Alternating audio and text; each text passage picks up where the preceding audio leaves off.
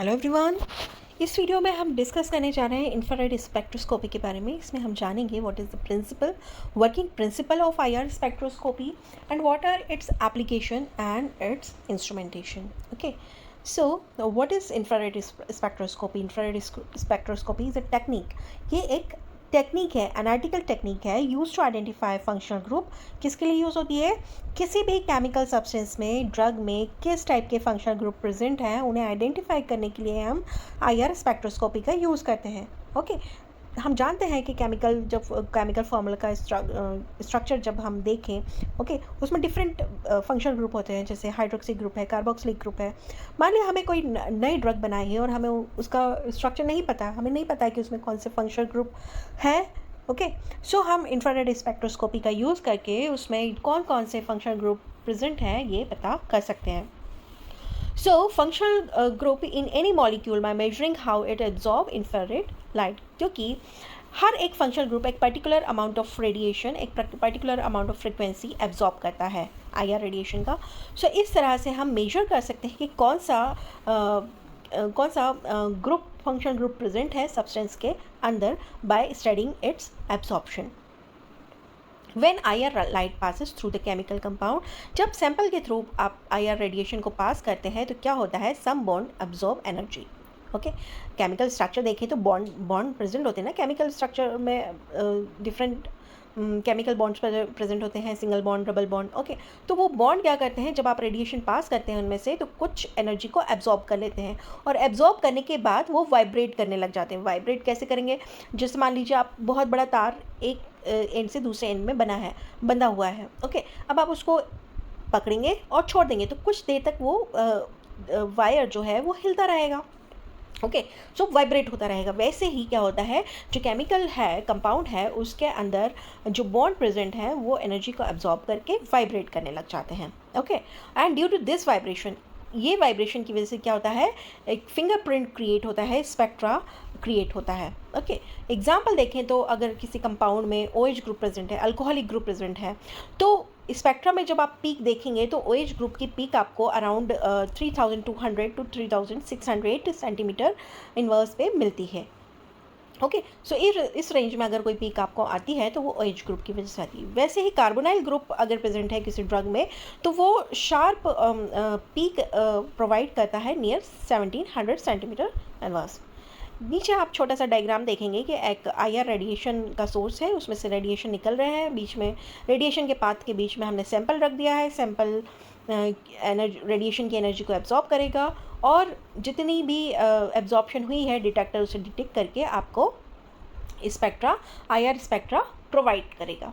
Okay, scopy principal क्या है? IR spectroscopy work on the principle of vibrational transition. Vibrational transition की वजह से यहाँ पर स्पेक्ट्रोस्कोपी वर्क करता है।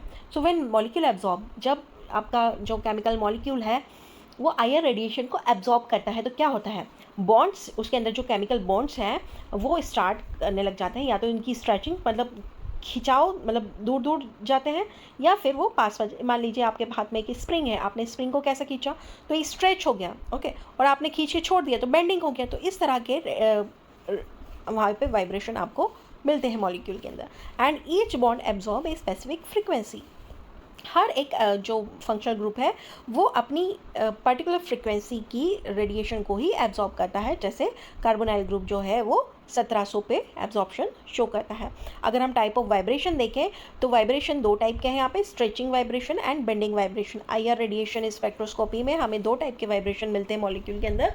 एक होता है स्ट्रेचिंग वाइब्रेशन, मतलब बॉन्ड लेंथ जो है वो चेंज हो जाती है, और बेंडिंग वाइब्रेशन में क्या होता है, बॉन्ड एंगल चेंज होता है। ओके, बात करें आईआर के इंस्ट्रूमेंटेशन की, सो बेसिक पार्ट्स जो होते हैं आईआर स्पेक्ट्रोमीटर के, सबसे पहले हमें रेडिएशन सोर्स चाहिए जिसमें से आईआर रेडिएशन निकल पाए। ओके, सो आईआर सोर्स क्या करता है, प्रोड्यूस आईआर रेडिएशन, जैसे ग्लोबुलर सोर्स।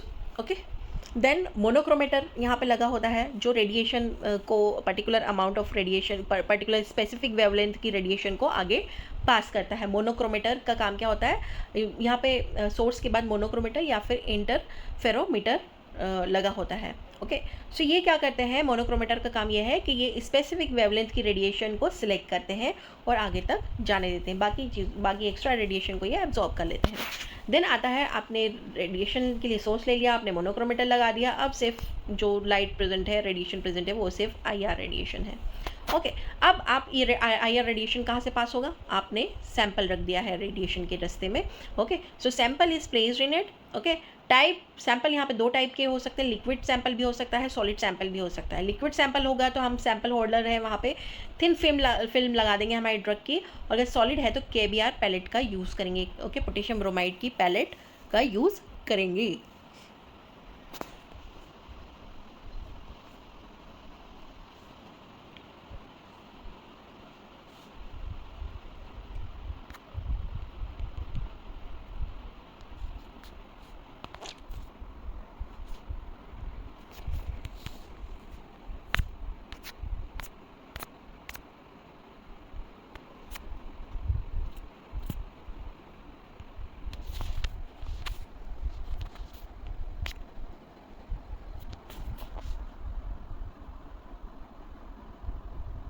सैंपल होल्डर के बाद प्रेजेंट रहता है detector.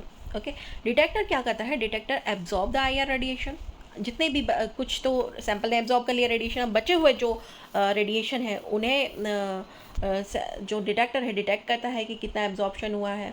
Okay so detector thermocouple भी एज ए डिटेक्टर यूज़ कर सकते हैं, pyro electric detector is also use in IR। Then आता है जब डिटेक्टर ने चीज़ों को डिटेक्ट कर लिया है तो अब रिकॉर्डर या फिर डिस्प्ले यूनिट जो है वो आपको स्पेक्ट्रा जनरेट करके देगी, जिस स्पेक्ट्रा मतलब एक ग्राफ मिलेगा आपको जो एक्स एक्सिस पे वेव नंबर रिप्रेजेंट करेगा और वाई एक्सिस पे ट्रांसमिटेंस शो करेगा। स्पेक्ट्रोस्कोपी IR स्पेक्ट्रोस्कोपी एप्लीकेशन क्या होती है, सबसे पहले आइडेंटिफिकेशन ऑफ फंक्शनल ग्रुप। हम किसी भी कंपाउंड में फंक्शनल ग्रुप को आइडेंटिफाई कर सकते हैं, जैसे OH ग्रुप है, किसी में NH ग्रुप है, कार्बोक्साइल ग्रुप है।